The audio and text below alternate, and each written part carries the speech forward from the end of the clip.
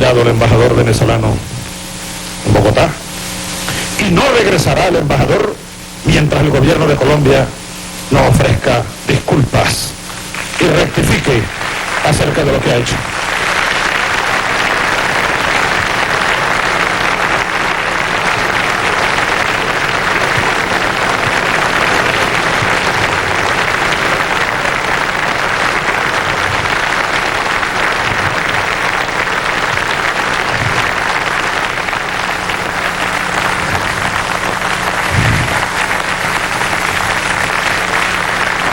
Al mismo tiempo, he ordenado paralizar todo acuerdo y todo negocio con Colombia. Se paraliza el gasoducto transcaribeño, lamentablemente. Pero hasta que no sea reivindicada la soberanía violada de Venezuela, yo me veo obligado a tomar estas decisiones. Chávez además advirtió que se paralizó la obra del gasoducto. Esta es una noticia de última hora, tendremos suspendidas por el confuso episodio de la captura del guerrillero Rodrigo Granda. Ampliación de esta noticia en nuestra emisión de las 7 de la noche. Sigan en nuestra tele con... Pero hasta que no sea reivindicada la soberanía violada de Venezuela, yo me veo obligado a tomar estas decisiones.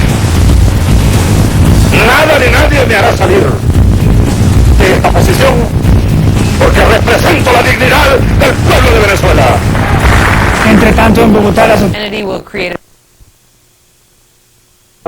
la soberanía violada de Venezuela, yo me veo obligado a tomar estas decisiones.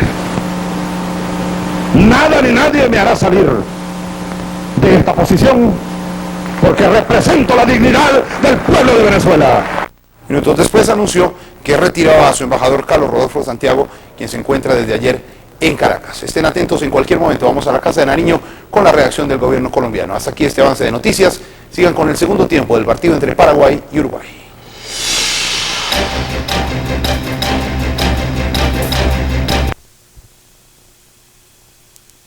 Y cuando usted vio las imágenes al comienzo de la emisión, todos se pararon y aplaudieron al presidente venezolano Hugo Chávez después de esas duras palabras. Claro, haber dejado crecer este problema le sirve en bandeja al presidente Chávez, un instrumento también de política interna venezolana.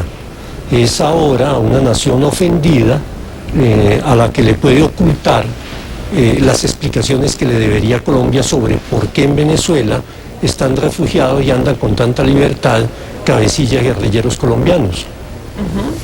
Pues ya volvemos entonces con usted, Armando, porque vamos con otras reacciones. El sector privado está desconcertado con la decisión del gobierno venezolano. Todos los dirigentes coinciden en que el hecho es bastante desafortunado para ambas naciones, justo cuando las relaciones comerciales atraviesan por un buen momento. Para el Granda en Venezuela pasó el nivel diplomático. Se presentó cuando el presidente Hugo Chávez llamó a consultas al embajador en Colombia, Carlos Rodolfo Santiago. En lenguaje diplomático, este llamado implica ir a dar explicaciones y a recomendar a su gobierno las acciones a tomar frente a determinado incidente. En este caso, como el hecho ocurrió en Venezuela, el llamado de Carlos Rodolfo Santiago a su país le quiso dar a entender al gobierno colombiano el inconformismo de Venezuela por el incidente con Granda.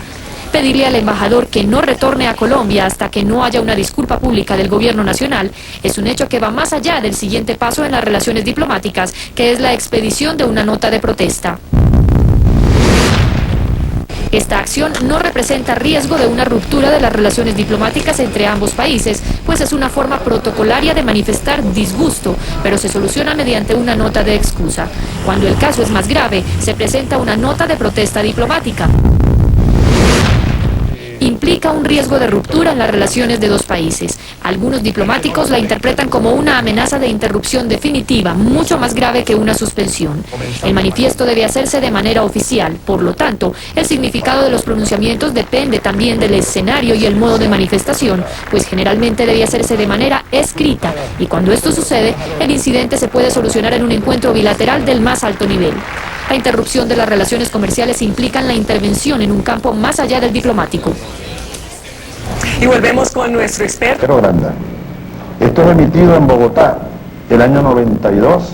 Al otro día, en una ceremonia militar, volvió a hablar en términos similares y anunció que continúan con las investigaciones hasta encontrar la verdad. Pero Granda fue secuestrado aquí en Caracas y de aquí lo llevaron absolutamente, y lo llevaron por tierra. No se sabe quién fue, pero lo llevaron por tierra. Y en su ya acostumbrado tono también habló el vicepresidente de Venezuela, José Vicente Rangel. ¿Por qué si sabía que estaba Granda aquí? ¿Por qué no se acogió al procedimiento que pautan las leyes? El martes pasado, el ministro del Interior convocó a una rueda de prensa y presentó lo que para él eran las pruebas de que Granda había sido secuestrado en Venezuela con complicidad de funcionarios de ese país. Al día siguiente, el ministro de Defensa de Colombia anunció el pago de una recompensa por la captura de Granda. Esa información fue analizada por los organismos competentes, se consideraron suficientemente serias y se montaron los operativos respectivos que dieron lugar a la captura de este personaje.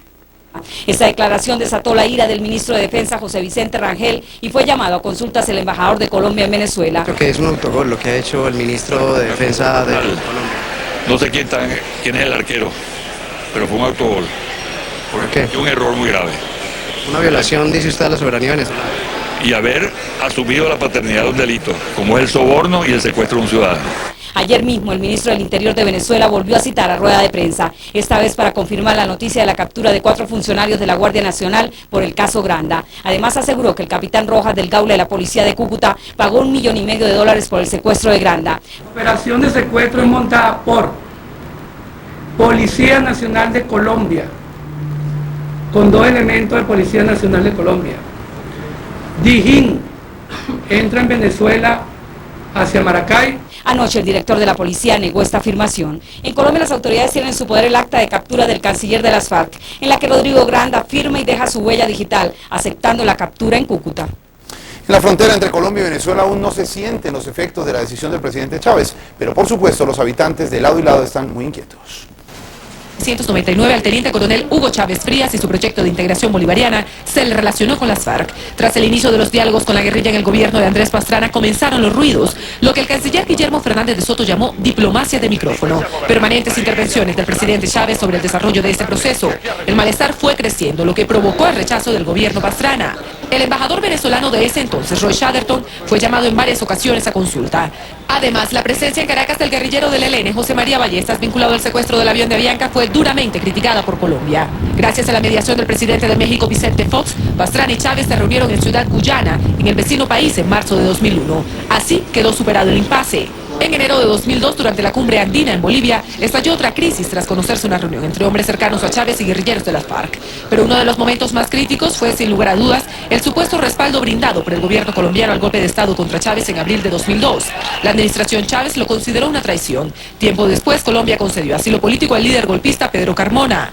A mediados de 2004, la captura de presuntos paramilitares colombianos en Caracas desató la ira de Chávez. La normalidad volvió tras una visita de la canciller Carolina Barco al gobernante. Las incursiones de los armados ilegales y de las fuerzas de ambos países en la frontera y la muerte de efectivos, entre ellas la más reciente registrada a finales de 2004, también han sido motivo de permanentes enfrentamientos que, a pesar del ruido que despiertan, siempre terminan calmándose.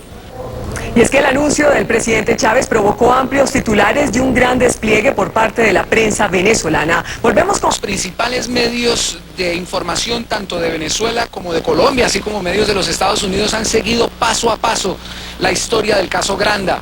Desde que se conoció su detención en Cúcuta, desde que sectores como las FARC y los mismos abogados de Granda denunciaron que se ha presentado un secuestro en la ciudad de Caracas, así como las pruebas que han ido aportando lento y paulatinamente las autoridades venezolanas, hasta ayer incluso, cuando ya el gobierno anunció la detención de 5 militares. Durante todo ese tiempo se ha presentado el registro por parte de los medios venezolanos. Las resoluciones donde dice que es un delito internacional cobijar en cualquier forma el terrorismo o a terroristas, y a Venezuela le va a quedar bien difícil probar que no ha hecho eso con la cantidad de evidencia que se conoce sobre su supuesta complicidad o por lo menos permisividad frente a dirigentes de las FARC, algo que Alfredo Rangel tal vez no conoce.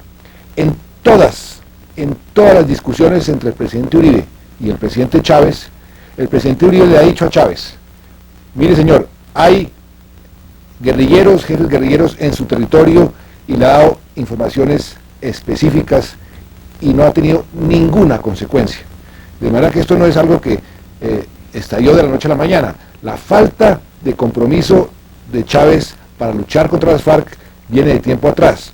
Otro aspecto, la Comisión Bilateral Fronteriza, que es el foro natural donde tradicionalmente se discutía este tipo de problemas, no se ha podido reunir porque Venezuela se ha negado sistemáticamente a permitir que se reúna. ¿Por qué? Porque no quiere que lo pongan contra la pared en toda la información que tiene Colombia sobre su permisividad frente a las FARC. Doctor Santos, ya regresamos con usted. De sobornar a unos altos funcionarios militares y policiales en Venezuela. De la misma manera que es absolutamente inaceptable que el gobierno de Venezuela tuviera en Venezuela a un señor como Rodrigo Granda protegido. Esta será la noticia que seguirá ocupando las primeras páginas mientras que se decida qué pasará en las relaciones entre Colombia y Venezuela. Colombia y Venezuela tienen por lo menos 7 acuerdos en materia de seguridad y defensa binacional, pero el más importante, la Comisión Binacional Fronteriza o Comifron, está paralizada desde hace 3 años y medio. El pueblo en general no necesita este tipo de tratamiento. Diferentes entre automóviles. Permitirá a Venezuela sacar el combustible a través de Colombia al Océano Pacífico y concretar la venta de gas a China. Nosotros necesitamos urgentemente ese gas. Ojalá lo tuviéramos ya, ojalá tuviéramos el poder mágico de construir el gasoducto en un día. Con esta declaración se selló el proyecto más ambicioso emprendido por los gobiernos de Colombia y Venezuela, la construcción del gasoducto binacional para el transporte de combustible traspasando la frontera. ¿Es suficiente la respuesta que acaba de dar Colombia? Seguramente esto va a demorar varios días y la espuma tendrá que bajar. Finalmente Granda no vale tanto como lo sugiere su apellido. Los dos gobiernos seguramente llegarán a algún acuerdo para manejar la crisis porque no le conviene a ninguno de los dos. Tanto para Colombia como para Venezuela, el intercambio entre los dos países es muy importante. Y desde los años 80 para acá, cuando la integración progresó, hay sectores sociales importantes en cada país comprometidos con la integración. Así que seguramente habrá algo de show en Caracas con esto y luego la espuma tendrá que caer y el asunto tendrá que arreglarse por las buenas. Muchas gracias al doctor Armando Borrero por habernos acompañado en esta emisión. En la frontera con Venezuela ya comenzaron a sentirse los efectos del rompimiento comercial. Que una zona de frontera se perjudica, pero así como se perjudica Cúcuta, se perjudica Ureña y San Antonio y las próximas ferias. Marcio, pero en principio no creo que haya motivos serios para tener esa preocupación. Esperamos, como le digo, que el ambiente se enfríe, que las conversaciones en el campo político fluyan. Y por el lado comercial, hasta ahora no hay ninguna amenaza, hasta ahora no la hay. Como dije anteriormente, las palabras del presidente Chávez se refieren a los macroproyectos que se han discutido en las cumbres presidenciales, pero no estamos hablando de los negocios privados. Los negocios privados le interesan tanto a Colombia como a Venezuela. Se trata de 2.500 millones de dólares de intercambio de muchas empresas que generan alrededor de 1 millón de empleos en ambos lados de la frontera. Pero perdóneme, acuérdese usted, hace 2 años, cuando no estaban desembolsando la plata en Venezuela, cuando no le estaban pagando a los colombianos que exportaban y se dio una crisis. Puede que no se quiebren las relaciones totalmente, pero si empiezan a demorar los pagos y todo, sí los van a afectar muchísimo. Obviamente, si hay razones para que el comercio administrado se utilice como un arma de retaliación, pues eso sería grave, pero por el momento yo no veo razón para pensar. Despertará el nacionalismo y concitará respaldos de otros sectores políticos. Sin duda alguna, el presidente Chávez es un mago en estos temas para tratar de fortalecerse políticamente, para tratar de revivir un poco y exacerbar cierta actitud anticolombiana que está a flor de piel en muchos sectores de la opinión venezolana, infortunadamente. Me parece que Chávez es uno de los ganadores, digamos, de esta crisis y que igualmente las FARC podrían estar aprovechando toda esta situación para reivindicar pues el carácter político de su militancia y sus propósitos, etcétera, mientras que el gobierno colombiano, además de haber capturado pues a este cabecilla importante de las FARC, puede tener problemas de mala imagen, de reproches de la comunidad internacional por haber utilizado vías de hecho no institucionales para lograr la captura de este personaje. Es un hecho, claro, que el venezolano no ha cooperado suficientemente bien ni claramente con el gobierno colombiano en perseguir a la guerrilla, tiene una actitud muy ambigua, pero definitivamente la respuesta de un Estado de Derecho no puede ser la utilización de las vías de hecho, saltando por encima de los mecanismos institucionales que están establecidos para la cooperación en seguridad entre los dos países. Que el balón parcialmente en este momento está quedando del lado del gobierno venezolano. El gobierno venezolano ha exigido una rectificación pública, unas excusas públicas. El gobierno colombiano dice, palabras más, palabras menos, no hemos cometido ningún error, no tenemos nada de qué arrepentirnos. Si quieren, formemos una comisión binacional para estudiar el tema. Me parece que esa no va a ser una respuesta suficientemente satisfactoria para el gobierno venezolano, quien probablemente va a exigir una mayor contundencia en las declaraciones del gobierno colombiano y eventualmente, y ojalá no ocurra, el gobierno venezolano podría optar por tomar otro tipo de medidas mucho más fuertes para exigir de manera más contundente al gobierno colombiano esa rectificación pública. Bueno, doctor Rangel, en segundos también. El 21 de septiembre del año pasado, 7 venezolanos fueron asesinados en el estado de Apure, en la frontera con Colombia. El hecho se convirtió en uno de los más serios incidentes reportados en la historia reciente de los dos países. Mientras para el gobierno de Chávez, la incursión fue realizada por paramilitares, la administración Uribe sostuvo que las FARC fueron las responsables del múltiple asesinato. Fue el grupo de la FARC. 4 meses antes, el 9 de mayo, el gobierno venezolano madrugó y en una rueda de prensa denunció que había desarticulado una red de autodefensas colombianas que estarían involucradas en un complot para asesinar al presidente Chávez. La captura y posterior extradición del guerrillero del ELN, José María Ballestas, también se convirtió en otra piedra en el zapato. Colombianas y colombianos. En el gobierno de Andrés Pastrana, la crisis diplomática más seria se presentó cuando fue llamado a consultas el ex embajador Germán Bula, luego de que se descubrió que algunos guerrilleros de las FARC habían participado en un foro sobre América Latina patrocinado por la administración de Chávez. En ese entonces, un informe del Congreso destacó que desde 1995 al 2000 se habían presentado 83 incidentes fronterizos. Pero uno de los más recientes episodios que pusieron en evidencia que la lucha contra los grupos armados ilegales comenzaba a marcar el rumbo de las relaciones entre los dos países, se presentó el 26 de mayo de 1999, cuando el ejército abatió al comandante de las FARC, alias Esteban González. En esa oportunidad fueron capturados 4 venezolanos que acompañaban al líder guerrillero. Venezuela protestó ante la OEA y alegó que sus compatriotas no tenían nada que ver con los grupos alzados en armas. En el más remoto pasado, los incidentes ocurridos en los 2.219 kilómetros de frontera común siempre tenían como referente la soberanía. Así ocurrió el 9 de agosto de 1987, cuando el gobierno del presidente Barco, la corbeta colombiana ARC Caldas, fue obligada a salir del llamado Golfo de Venezuela por las Fuerzas Armadas venezolanas. En esa época, Colombia impulsó la fracasada idea de llamar este sector del continente como Golfo de Coquibacoa. El conflicto histórico entre Venezuela y Colombia se relaciona con el conjunto de rocas denominado Los Monjes, ubicados en el Mar Caribe. Aunque en 1952 Colombia reconoció la propiedad venezolana, nunca se han puesto de acuerdo sobre la delimitación de las áreas marinas correspondientes a cada país. Los presidentes Chávez y Uribe no han tenido una relación cercana en el tiempo que han coincidido en el poder. Desde cuando el candidato era Álvaro Uribe, criticó la actitud que tuvo Chávez en el proceso de paz con las FARC. Algunos creen que el problema es de química. En la política, como en el amor, la química juega un papel preponderante y la singular relación personal entre los dos mandatarios no solo ha evitado que las diferencias binacionales pasen a mayores, sino que ha logrado que muchas de las estrategias de integración se concreten por encima de la burocracia gracias a ese mutuo carisma que embruja al otro. Mientras las relaciones diplomáticas pasan del amor al odio por episodios como las denuncias de paramilitares que habrían conspirado para asesinar a Chávez o el de la supuesta protección del gobierno venezolano integrantes de las FARC, las relaciones personales entre los dos presidentes suelen ser fuente de inagotables anécdotas, como la sucedida en Puerto Ordaz cuando el presidente Uribe le hizo un singular regalo a su colega. Si hay algo que comparten es un agudo sentido del humor, que en ocasiones rayan una fina ironía. Cuéntale, ¿para qué la vas a utilizar? ¿Qué vas a guardar ahí? Ahí voy a llevarme el carril lleno de la Constitución que siempre cargo aquí. Esa relación que tanto desde Caracas como desde Bogotá está cargada de patriotismo y frases enérgicas, baja de temperatura cada vez que se encuentran e invita al optimismo. Más allá de rumores, de medias verdades, de medias mentiras, aquí hay una hermandad de 65 millones de habitantes.